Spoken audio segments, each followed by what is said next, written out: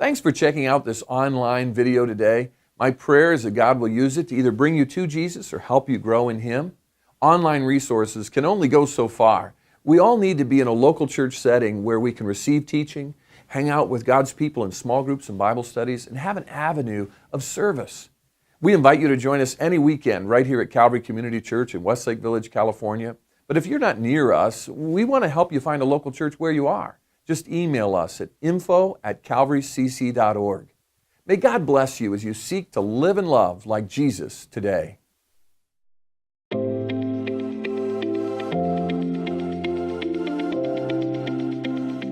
We're all broken. We all have wounds. We've all gone through pain and suffering.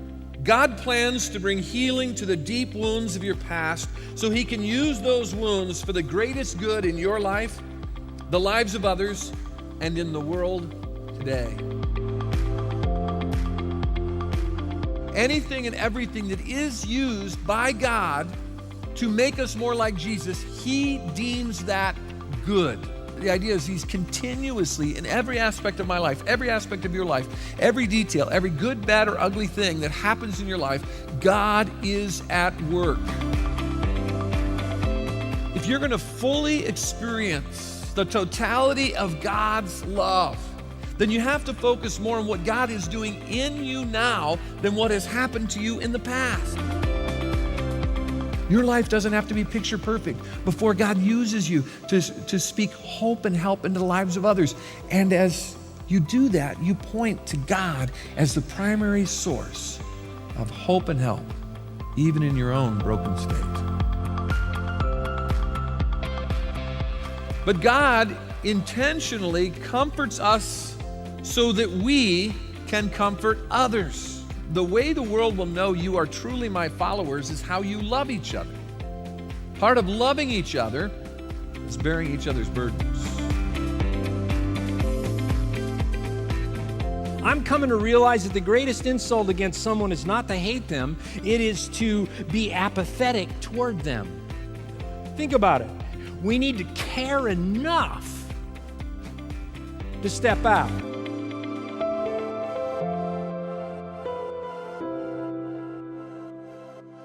Some of you have come in here today wounded because of the disappointment you're experiencing, the trouble you're facing right now. And maybe you've even gotten to the point where you've got some anxiety over the pressures and troubles you're experiencing right now. Others of us have come into this room with wounds that we've carried from the past, some stuff that's happened to us in relationships or in our own health or the health of a loved one, our finances, our job. We come in with wounds. Some go all the way back to childhood, some just are yesterday, and we come in with guilt and regret and hurt and pain.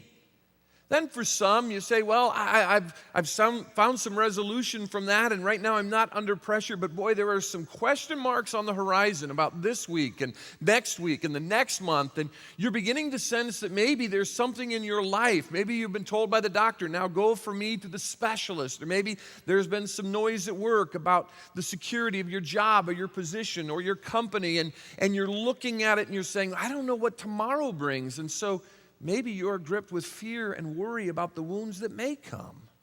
What do we do when we are wounded? What should be our first response to the pains of yesterday, the troubles of today, or the worries of tomorrow? Where do we take those things? What is the space in which we can find hope and healing in the midst of the wounds of life?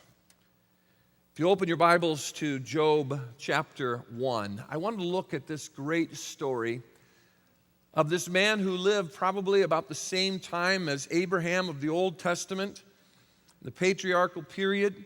This is before the time of the nation of Israel as a nation, of the time of the temple or the tabernacle. This goes way back to those early days of the patriarchal period. And this man, Job, lived a life where he was greatly successful. God had blessed him with prosperity, with stuff, with a great family. He recognizes that, and in chapter 1, he even goes in behalf of his own family, acts as a father priest before the Lord and giving sacrifices. He's a man of integrity and character. And yet something happens. His life drastically changes and he gets wounded deeply.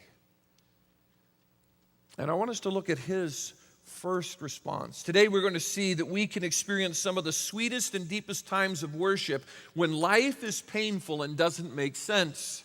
Now that's counterintuitive to our thinking because we think we worship God when things are going great. That's an easy time to worship.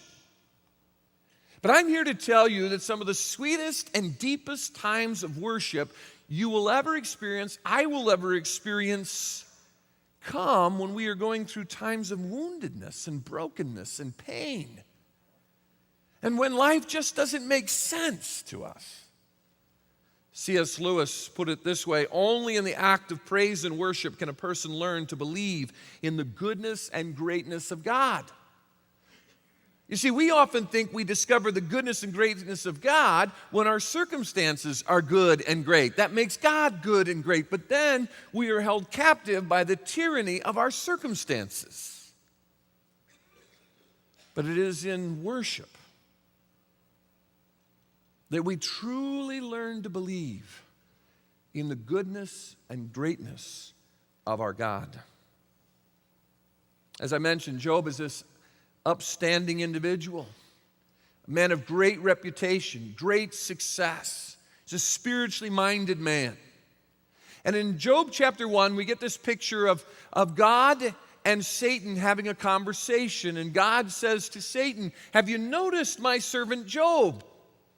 He honors me and praises me. He is a man who is a man of integrity and character, and he runs from any kind of evil." And Job says, yeah, that's easy because things are going good in his life, and you protect him and you provide for him.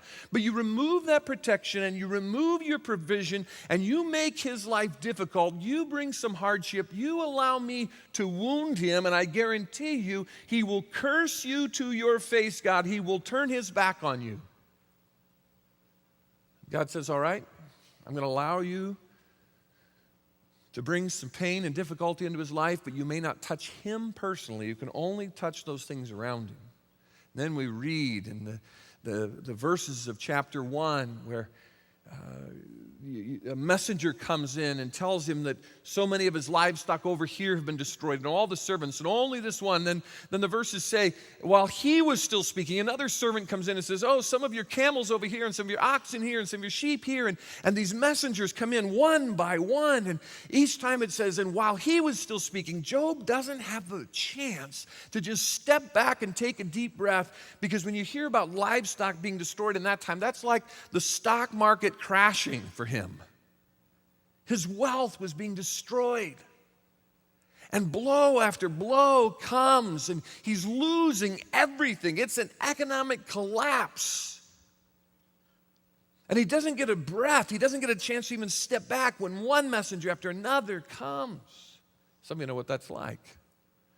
Maybe it's been that way for you this week or the last month. Maybe it seems like it's been that way for quite some time, where something difficult comes and another difficulty comes and another thing comes, and you just don't have a chance to take a breath even, or to step back and begin to cope with it. And finally, while the one messenger is speaking, the final messenger comes in and he says, all of your children, and the implication of the text is, and all of your grandchildren, all of your family have been destroyed because a great wind came and knocked down the house of their oldest brother where they were all gathered in celebration. Your whole family has died. How is Job going to respond to this wound in his life? He's lost everything. How is he going to respond? We find that in verses 20 through 22. And after we look at his response, then I want you to know how the rest of the story goes, because then he doesn't curse God. Satan goes before God and says, you didn't let me touch him, but if you let me bring pain to him personally, then he will curse you. And God says, all right, now I'll allow you to bring pain into his personal experience, but you can't take his life. So Satan brings boils to Job from the top of his head to the sole of his feet. Now, I've had a couple of boils like on the back of my leg, and you go to sit down, and you don't want to sit down with just one boil. His whole body was covered with boils. So much so he goes and sits in a pile of ashes because probably it was one of the softest materials he could find and was also absorbent for the stuff that would seep out of these wounds. And he is sitting there and he gets a piece of pottery to scrape and burst the head of these boils just to get some relief from the pain. And as he's sitting there, according to chapter 2, his wife comes along and says, "Why are you holding on to your integrity? Just curse God and die, will you?" Don't you love it when a spouse is like that, Just what he needs. I wonder if he's sitting there going, "Why couldn't she been in that house with the kids?"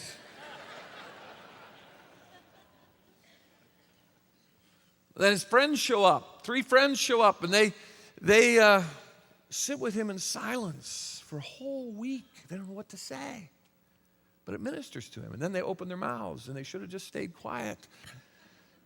From chapter 3 through chapter 37, there are 3 rounds of debates, and another voice speaks up at the end. Another friend shows up. And basically, what the friends say is, there must be sin in your life, Job, for this to happen, because when you're behaving and you're doing that which pleases God, then good things come into your life. And when you're doing bad things, then bad things come into your life. A very simplistic and flawed theology.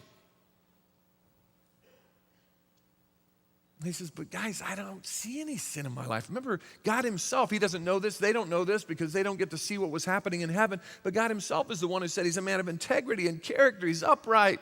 He runs from evil. Satan believes that just because life is good, and if you make life bad, you allow me to make life bad for him, God, he'll curse you to his face. The first blow, he didn't curse him to his face. The second blow, he doesn't curse him to his face. And throughout his discussion and debate with his friends, he says things like, "I know my Redeemer lives." He talks about if his bones dissolve and his skin falls off, he will still one day stand with his God.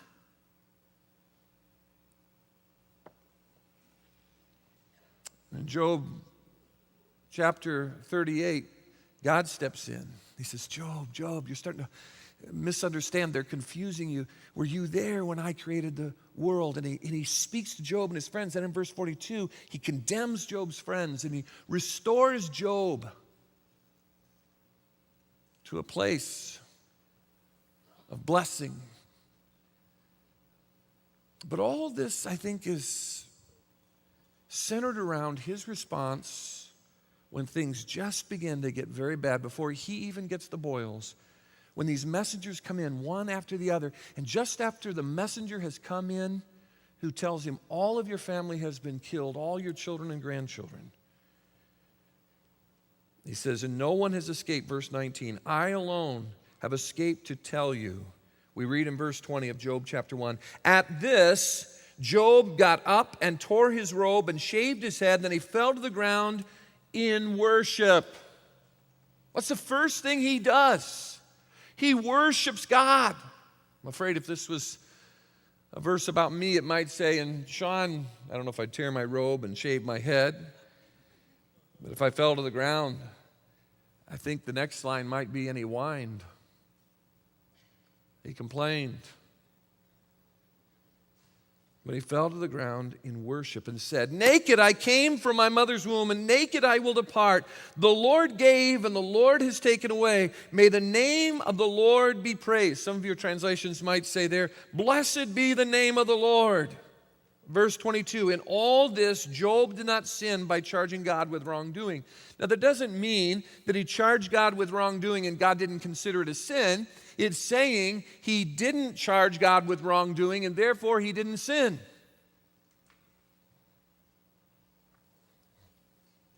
We can experience some of the sweetest and deepest times of worship when life is painful and doesn't make sense.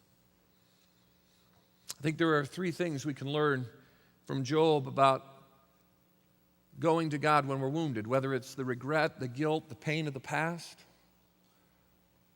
whether it's the disappointment or anxiety of today about the troubles we're going through, or it's the worry and fear we have of the things on the horizon. When we're wounded, we need to choose to worship.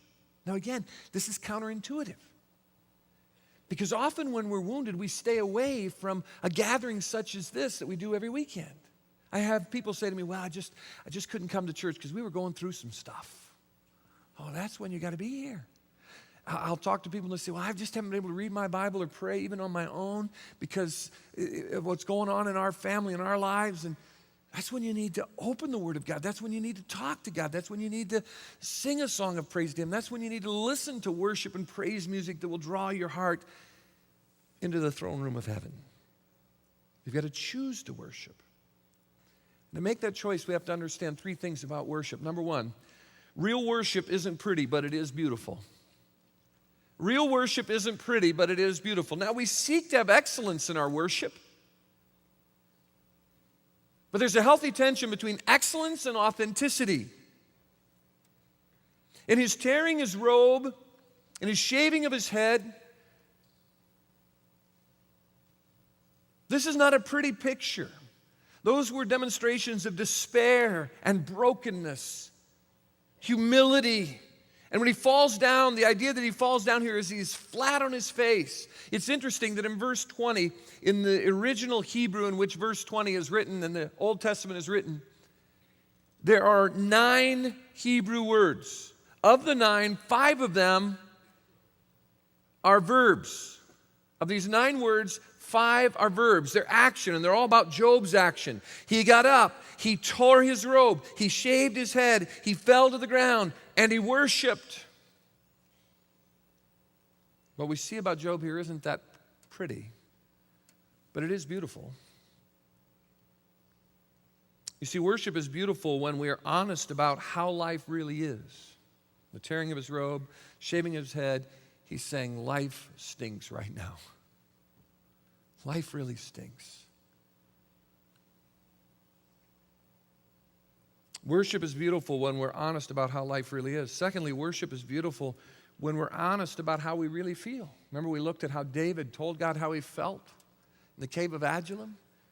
And I think this whole expression, this action that Job takes in ripping his clothes, shaving his head, bowing down, and worshiping God, indicates that, yeah, he thinks his life stinks and it feels awful. He hurts, he's in pain, he's wounded. Sometimes we think that what we're supposed to do in worship, whether it's our own private worship time or we're in the car talking to God or listening to music or we're gathered here in worship, is that the way we've got to approach God in worship is it's got to be all pretty. And we've got to have just the right smile, and we've got to make sure the other believers around us in the congregation just think we're doing great because that's what we're supposed to do as Christians. Baloney. God accepts us in the integrity and genuineness and authenticity of our brokenness. Matter of fact, that's how we come to Jesus in the first place, right? We understand what God says about us, like in Romans 3, where he says we're all sinners, we all fall short of who God is. Before we can even have a relationship with the God who made us, the God of the universe, we have to understand that we don't measure up to who he is, and there is nothing we can do to measure up to who he is. And the only way to a relationship with God in our brokenness and our sin is to put our faith in the one who died, was buried, and rose again for us, his son Jesus. Starts by admitting, God, I know I don't measure up to who you are, and I know I never will. But thank you for sending Jesus for me, and we rest our faith in Christ. And in that moment, God forgives us. He welcomes us into his family, and he grants us an eternal home with him in heaven forever. If you haven't come to that place yet in your journey with God, then you do not have a relationship with God. And it starts with saying, all right, God, I get it. I don't measure up, but I put my faith in Jesus and what he did for me. Our care team will be down front. I'll be in the lobby after the service. We'd love to celebrate with you today. If today's the day you come to that point where you say, okay, God, I don't measure up. I put my faith in Jesus. That's when you start your relationship with God. Not because you were born into a Christian family or because you've been good enough or you've been coming to Calvary. It's when you come to that point where you acknowledge that you're a sinner in need of a Savior and you put your faith in Jesus, the Savior God sent. Real worship isn't pretty, but it is beautiful. When we're honest about how life really is and when we're honest about how we really feel. That's what Job is being here. This isn't a pretty picture. This is a broken man. Someone has put it this way: worship gets you through the hardest times in your life because it shifts your focus from the problem to the problem solver.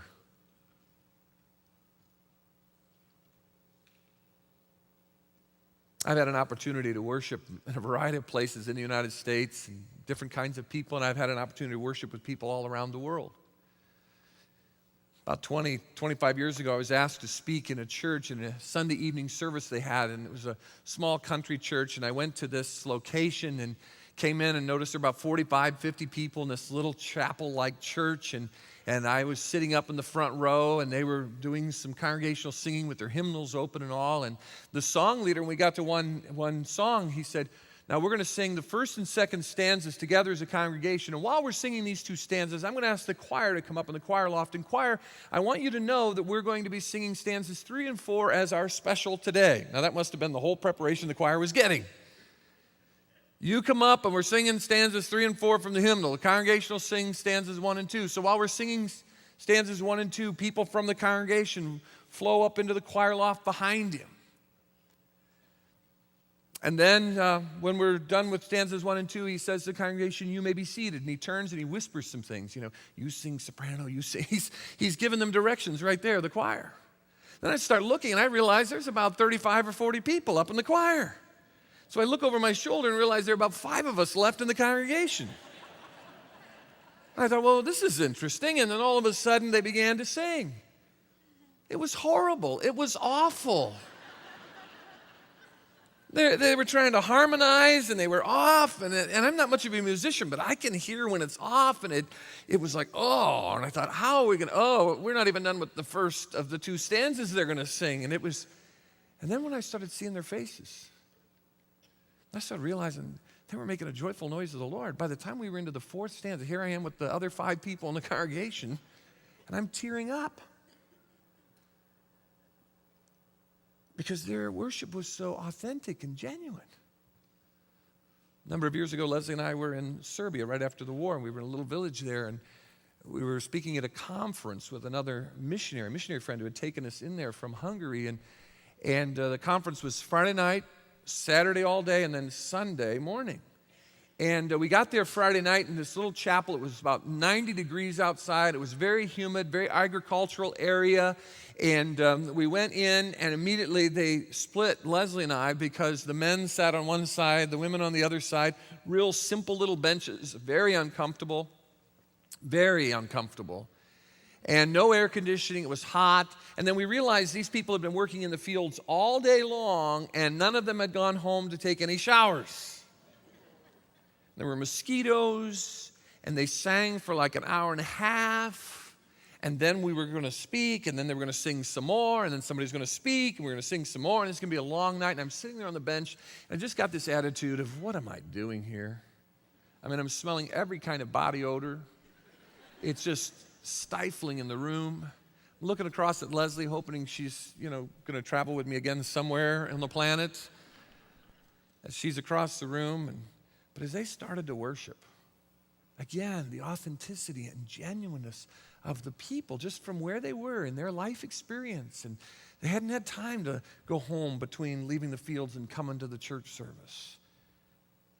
I got moved. And then it went on all day Saturday. And by Sunday, I wasn't thinking about how hot the room was or how much body odor was in the room. I found myself swept up in the genuineness of the worship of these broken people. I remember being right here in LA County about 5 years ago.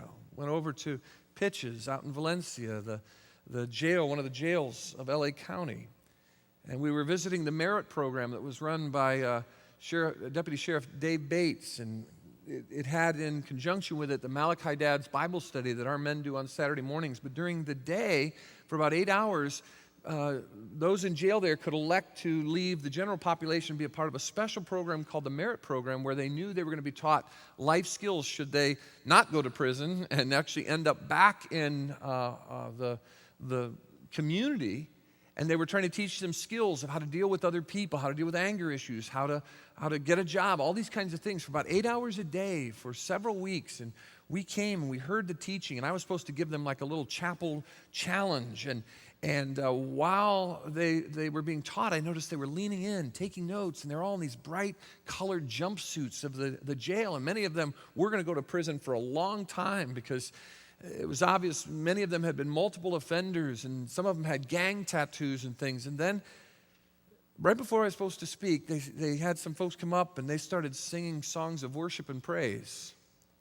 And the men stood, and I remember one guy in the front row, and you could just see he just looked like a hard man with gang tattoos all over his body and that bright jumpsuit, and his hands up as we were singing praises, and he was bawling, so much so that snot was just bubbling out of his nose. And I remember looking at that at first going, oh, that's disgusting. That is not pretty.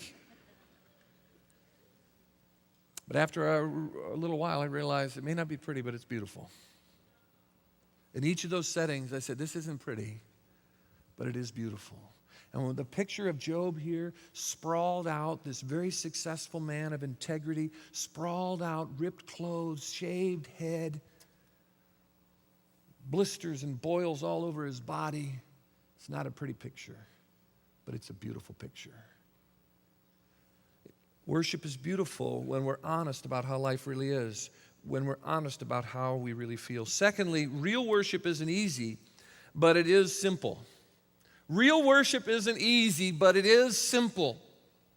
Look at what Job says. Naked I came from my mother's womb, and naked I will depart. The Lord gave, and the Lord has taken away. That first phrase, naked I came from my mother's womb, and naked I will depart. You see, worship is not easy for Job, but it's simple. And it's simple for us when we accept our human limitations. He said, I came into this world with nothing. I'm going to leave this world with nothing. Anything, here's his baseline. Anything I've gotten beyond that is a blessing. Whoa, what a baseline. He understands before the God of the universe who he is in his brokenness and his frailty and his human limitations. Paul would repeat this in the New Testament to the young man in ministry, Timothy, in 1 Timothy 6 and verse 7. For we brought nothing into the world, and we can take nothing out of it. In our modern era, we've kind of said it this way. You never see a U-Haul trailer behind a hearse.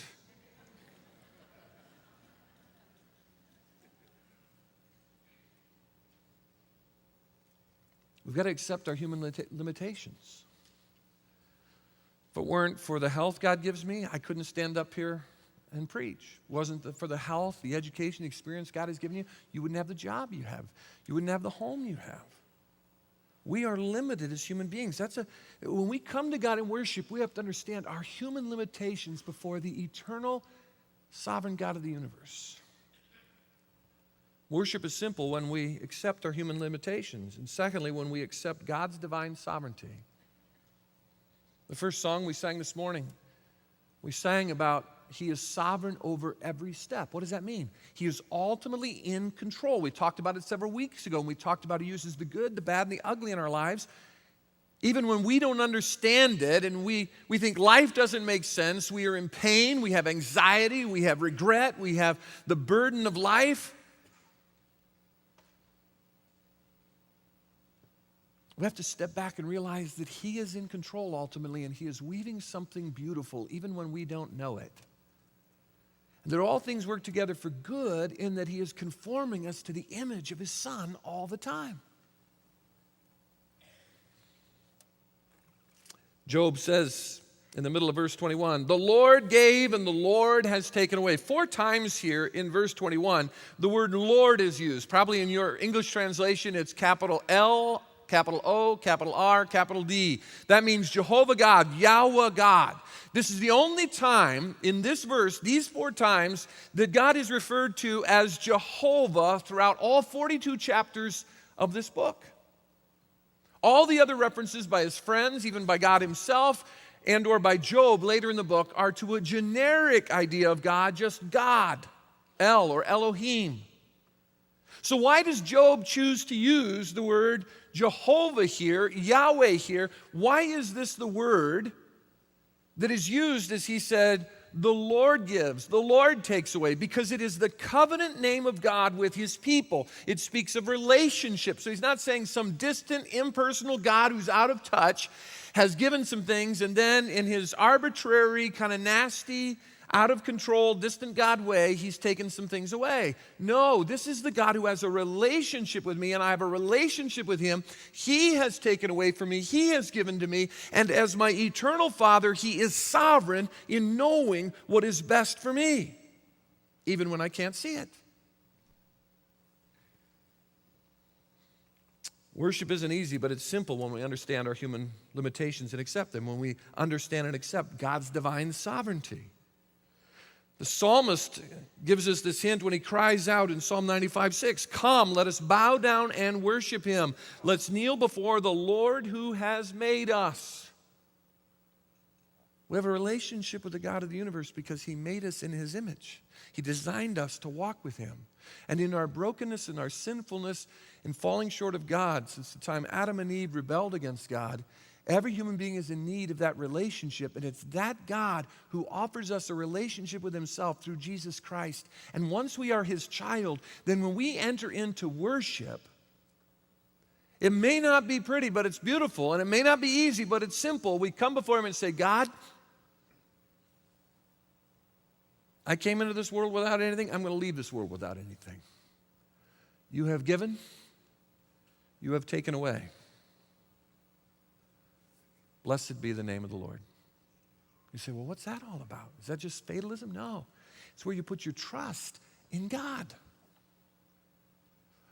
One of the phrases I say often in my prayers to the Lord when I'm struggling with stuff, when I have anxiety or I've got regret or I've got guilt or I've got worries of the future, and I feel that woundedness, and I've said it many times in my life, even in recent days, I cry out to God and I say, Lord, you are God and I am not.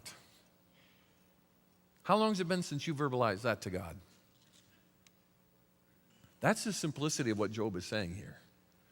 You are God and I am not. Some of us type A's and control freaks have a real problem with that. Because we'll say that and then we want to blame God, attack God. Tell God he's messed up, he's wrong, and tell God how we think it should be. This last week, one of our staff members, Gina Spivey, the director of our special needs ministry, she works with children and students and even adults with special needs and their families. And this last year, she ministered, and her team and volunteers and those who work with her, great team of folks who serve. They thank you for those of you who serve in that ministry with the buddy breaks. And even right now in the church services, they have a special room and they have buddy systems to integrate those folks into the various ministries here. But she this last week spoke to our elders, came into the elder meeting and shared her heart and her passion, what God's doing. And we learned that they have spoken into the lives over the last ministry year of 270 individuals with special needs and their families, mostly children and students. That's great. And she shared some other wonderful things about what God's doing in that ministry. And she made a passing comment where she talked about these children when she looks them in the eye, no matter what their condition is, if it's physical, mental, emotional, and some of these are pretty complex situations. She says she can see the forever worship in their eyes. That in their simplicity and without understanding the complexity of their world, even in their brokenness and their pain, that many of them may have behavior issues and other issues, but when they're worshiping and when they're singing worship songs, I'm even right to their face, just getting one individually and singing a song of praise to the Lord, how focused they get. I want to share with you some of the folks of our own special needs ministry here, some of the young people in our special needs ministry, saying Psalm 139 that talks about how we are fearfully and wonderfully made, and because of that, we will praise our God. And I think you'll sense in them as you see this video how truly clear and simple their forever worship of God really is. Watch this video.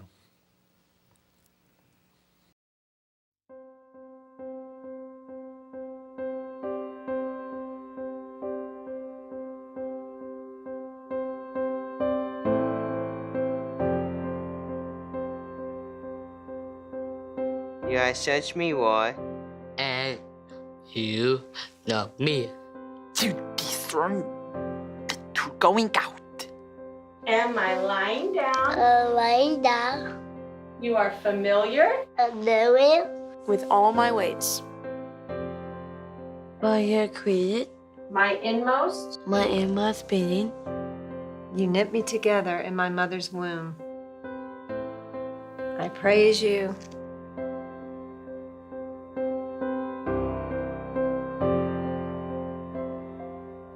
I praise you. Because I am fearfully and wonderfully made. Your works are wonderful. Wonderful. My way was not headed from you. When I was made in a secret place. And I was woven together In the depths of the earth. in the depths of the earth. Your eyes saw my unformed body. All the days ordained for me were written in your book. Before one of them came to be. How precious to me How is this to me? are your thoughts, God. My thoughts, God. Purpose. Is the sum of them. Some of them. When I awake, I am still with you. I praise you. I praise you. I praise you, because I am fearfully and wonderfully made. I praise you. I praise you. Number one. Number one. I praise you. Mwah.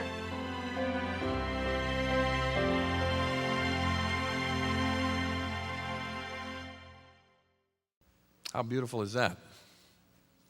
How simple and clear is that? Worship may not be easy, but it's simple when we accept our human limitations and we accept God's divine sovereignty, even when it doesn't make sense, even when we don't understand it. Can I encourage you this week? Maybe start each day with a simple prayer to the Lord. Lord, you are God and I am not. See what that does to help you connect in worship, not just in a worship service, but in a life of worship before Him. Thirdly, we learn from Job's response to the wounds of his life that real worship isn't final, but it is complete. You will leave here, and maybe you came in wounded because of something in your past, something you're going through now, or the worries of tomorrow, and you will leave here, and the wounds may not be resolved. They may remain unresolved. But worship is not final, it is complete.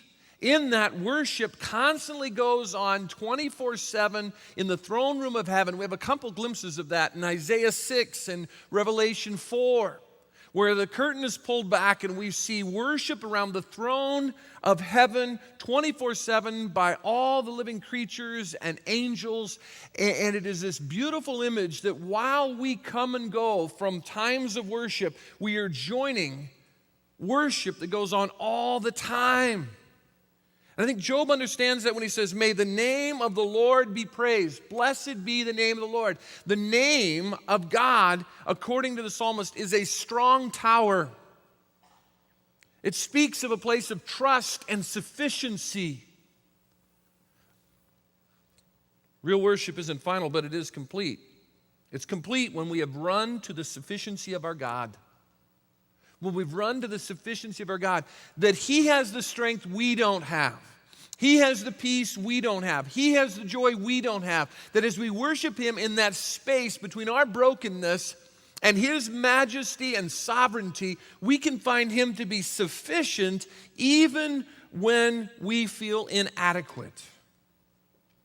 Someone has put it this way: if you can't find God, start worshiping Him and He will find you. When wounded, choose to worship.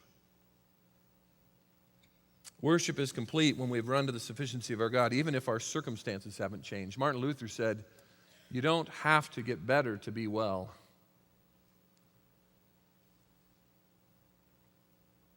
Secondly, worship is complete when we have run from the tyranny of our circumstances.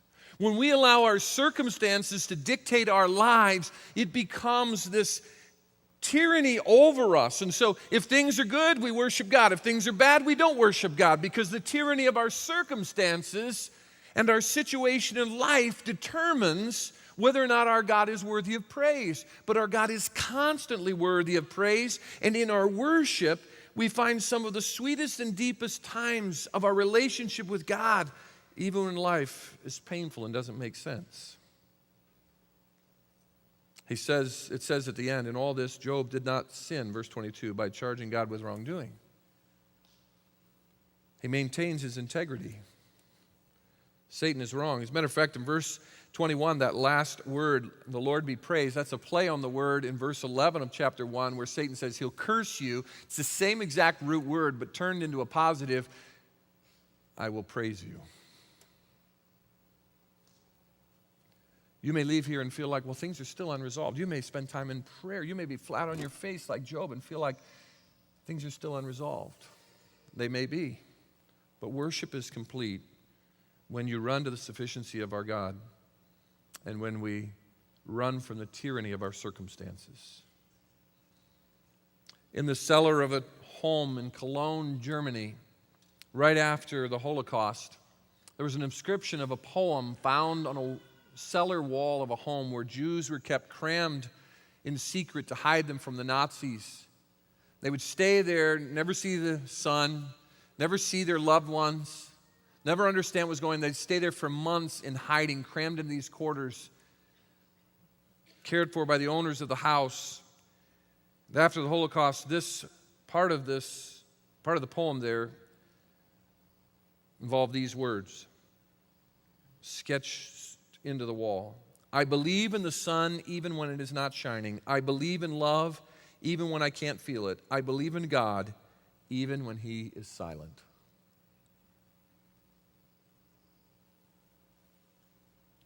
I mentioned to you that there is this great picture in Isaiah 6 and Revelation 4 of the worship around the throne that goes on constantly all the time. See, worship isn't final, but it is complete. Listen to the words of Revelation 4, 6 through 11. In the center, around the throne, were 4 living creatures, and they were covered with eyes in front and back. The first living creature was like a lion. The second was like an ox. The third had a face like a man. The fourth was like a flying eagle. Each of the 4 living creatures had 6 wings and was covered with eyes all around, even under its wings. Day and night, they never stopped saying, Holy, holy, holy is the Lord God Almighty, who was and is to come.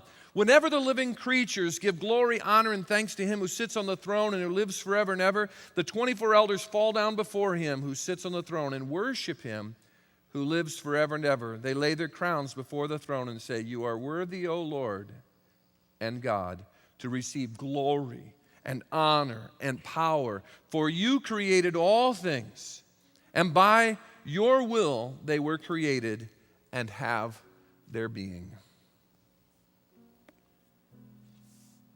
If you feel wounded today, or you are wounded today, choose to worship. Matt Redman took the words of Job chapter 1, verses 20 and 21, right after 9/11, and wrote a worship song, Blessed be Your name.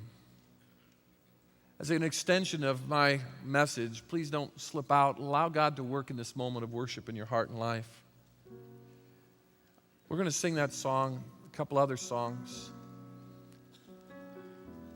And come to the Lord in the genuineness and authenticity of your life. It may not be pretty, but it'll be beautiful. This may not be easy for some of you because of stuff that's going on in your life, but it can be simple when you say, God, You are God and I am not. And this may not be the final thing about all the things in your life, but I think there can be some completion here as you run to the sufficiency of your God in worship and run from the tyranny of your circumstances. Let's stand together, and as we sing this song, pay attention to the words that are an echo of Job. My heart will choose to say, Lord, blessed be Your name.